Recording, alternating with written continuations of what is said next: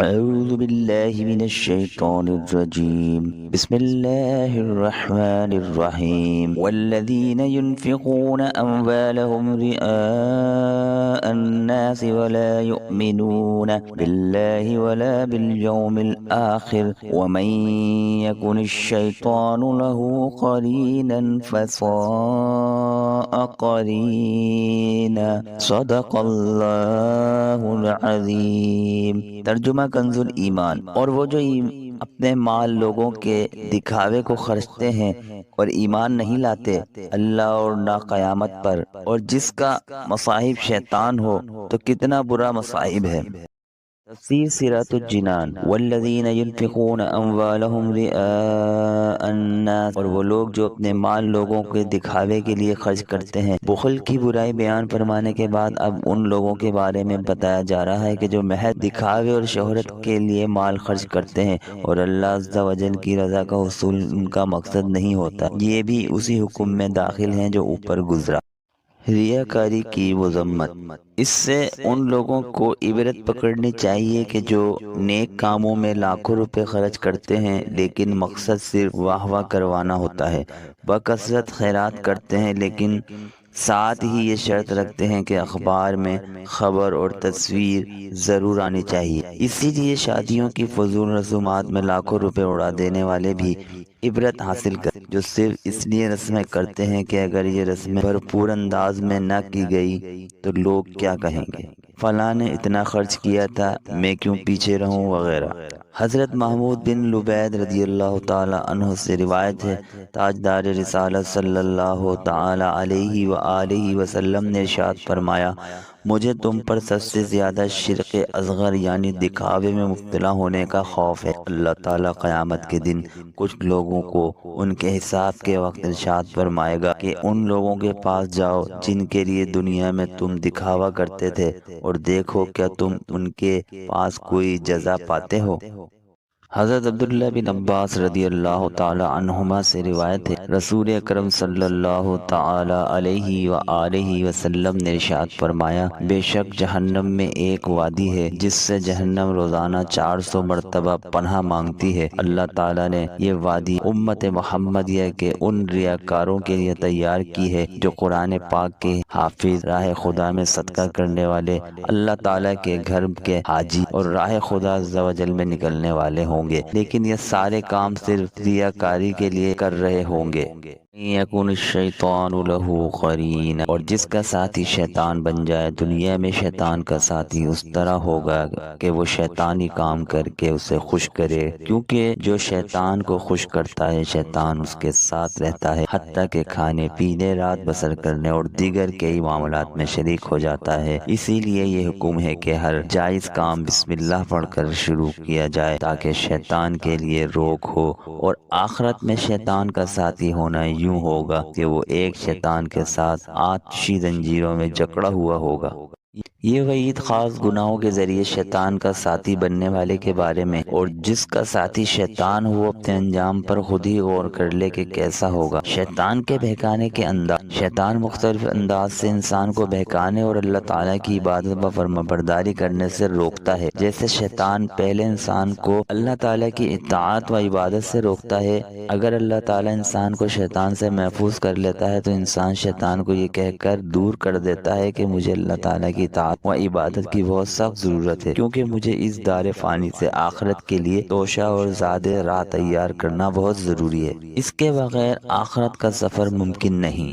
جب انسان شیطان کے اس مکر سے بچ جاتا ہے تو شیطان اسے اس طرح بہکانے اور گمراہ کرنے کی کوشش کرتا ہے کہ وہ اسے عبادت کرنے میں کاہلی اور سستی کا حکم دیتا ہے اور کہتا ہے کہ آج رہنے دو کل کر لینا. اگر اللہ تعالی انسان کو اس سے بھی محفوظ کر لیتا ہے تو وہ شیطان کو یہ کہہ کر ٹھکرا دیتا ہے کہ میری موت میرے قبضے میں نہیں، نیز اگر میں آج کا کام کل پر چھوڑ دوں گا تو کل کا کام کس دن کروں گا، کیونکہ ہر دن کے لیے ایک کام ہے. جب شیطان اس ہیلے سے بھی نا امید ہو جاتا ہے تو کہتا ہے کہ اے انسان، تم اللہ تعالیٰ کی عبادت جلدی جلدی کرو تاکہ فلاں فلاں کام کے لیے فارغ ہو سکو۔ اگر اللہ تعالیٰ انسان کو اس ہیلے سے بھی بچا لے تو انسان شیطان کو یہ کہہ کر دفع کر دیتا ہے کہ تھوڑی اور کامل عبادت زیادہ مگر ناقص عبادت سے کہیں بہتر ہے۔ اگر شیطان اس ہیلے میں بھی ناکام و نامراد ہو جاتا ہے تو وہ انسان کو ریاکاری کے ساتھ عبادت کرنے کی ترغیب دیتا ہے اور اسے ریاکاری میں مبتلا کرنے کی پوری کوشش کرتا ہے۔ اگر انسان اللہ تعالیٰ کی مدد سے اس ہیلے سے محفوظ ہو گیا تو وہ یہ کہہ کر ریاکاری کے وسوسے کو ٹھکرا دیتا ہے کہ میں کسی اور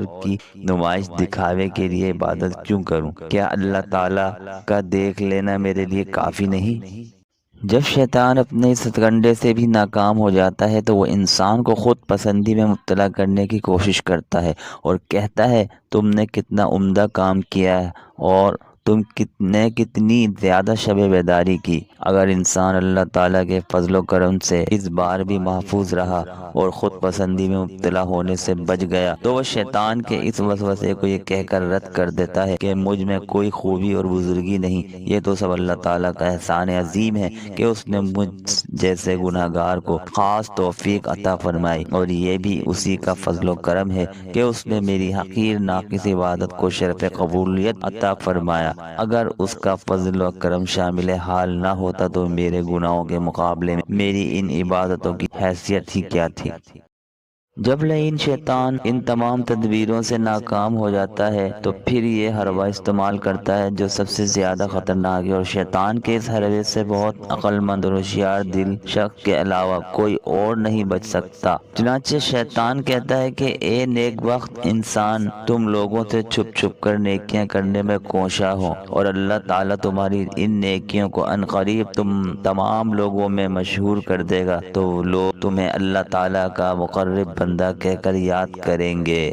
ان تمام تدبیروں سے ناکام ہو جاتا ہے تو پھر حربہ استعمال کرتا ہے جو سب سے زیادہ خطرناک ہے، اور شیطان کے اس حربے سے بہت عقل مند اور ہوشیار دل شخص کے علاوہ کوئی اور نہیں بچ سکتا۔ چنانچہ شیطان کہتا ہے اے نیک بخت انسان، تم لوگوں سے چھپ چھپ کر نیکیاں کرنے میں کوشاں ہو اور اللہ تعالیٰ تمہاری ان نیکیوں کو عنقریب تمام لوگوں میں مشہور کر دے گا، تو لوگ تمہیں اللہ تعالیٰ کا مقرب بندہ کہہ کر یاد کریں گے۔ اس طرح شیطان اسے ریاکاری میں مبتلا کرنا چاہتا ہے۔ اگر اللہ تعالیٰ اپنی رحمت و عنایت سے انسان کو شیطان کے اس حربے سے بھی محفوظ فرما دے تو وہ شیطان کو یہ کہہ کر ذلیل و خوار اور نامراد کر دیتا ہے کہ اے ملعون، ابھی تک تو میرے پاس میرے اعمال کو فاسد و بیکار کرنے آیا کرتا تھا، اور اب ان اعمال کی اصلاح درستگی کے لیے آتا ہے تاکہ میرے اعمال کو بالکل ختم کر دے۔ چل دفع ہو جا، میں اللہ تعالیٰ کا بندہ ہوں، وہی میرا آقا و مولا ہے، میں اپنی نیکیوں کی شہرت کا مشتاق اور طلبگار نہیں ہوں۔ میرا پروردگار چاہے میرے اعمال ظاہر و مشہور کر دے، چاہے پوشیدہ رکھے، چاہے مجھے عزت و مرتبہ عطا فرمائے، چاہے مجھے ذلیل و رسوا کر دے، سب کا سب اسی کے قبضہ قدرت میں ہے۔ مجھے اس کی کوئی پرواہ نہیں کہ وہ لوگوں کے سامنے میرے اعمال کا اظہار فرمائے یا نہ فرمائے، انسانوں کے قبضے میں کوئی چیز نہیں ہے۔ اگر انسان شیطان کے ادوار سے بھی بچ جائے تو وہ انسان کے پاس آ کر کہتا ہے کہ تجھے اعمال کرنے کی کیا ضرورت ہے، کیونکہ انسان کے نیک اور بد ہونے کا فیصلہ تو روز اول میں ہو چکا ہے۔ اس دن جو برا ہو گیا وہ برا ہی رہے گا، اور جو اچھا اور نیک ہو گیا وہ نیک ہی رہے گا۔ اس لیے اگر تجھے نیک بخت پیدا کیا گیا ہے تو اعمال کو چھوڑنا تمہارے لیے نقصان دہ نہیں، اور اگر تجھے بدبخت و شقی پیدا کیا گیا ہے تو تمہارا عمل تمہیں کوئی فائدہ نہیں پہنچا سکتا۔ اگر اللہ تعالیٰ اپنے فضل و کرم سے انسان کو شیطان کے اس وار سے بچا لیا تو انسان شیطان مردود سے یوں مخاطب ہوتا ہے کہ میں اللہ تعالیٰ کا بندہ ہوں، اور بندے کا کام یہ ہے کہ وہ اپنے آقا و مولا کے احکام بجا لائے، اور اللہ تعالیٰ سارے جہان کا پروردگار ہے، اور جو چاہتا ہے کہ حکم کرتا اور جو چاہتا ہے کرتا ہے۔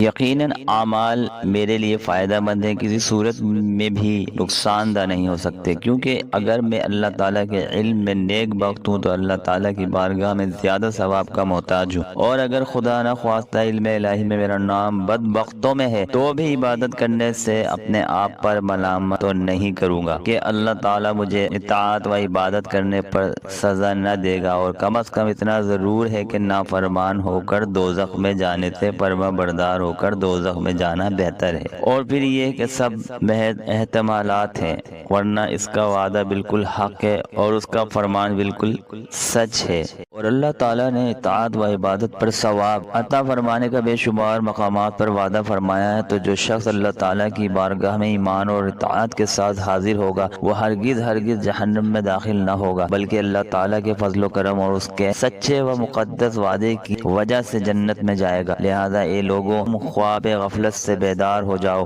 شیطان کے ہیلوں سے ہوشیار رہو، ہر وقت اللہ تعالیٰ سے مدد طلب کرتے رہو اور شیطان مردود سے اس کی پناہ مانگتے رہو، کیونکہ تمام معاملات اسی کے قبضہ قدرت میں ہیں اور وہی توفیق عطا فرمانے والا ہے۔ گناہوں سے بچنے اور اطاعت و عبادت کرنے کی طاقت اللہ تعالیٰ کی توفیق سے ہی ملتی ہے۔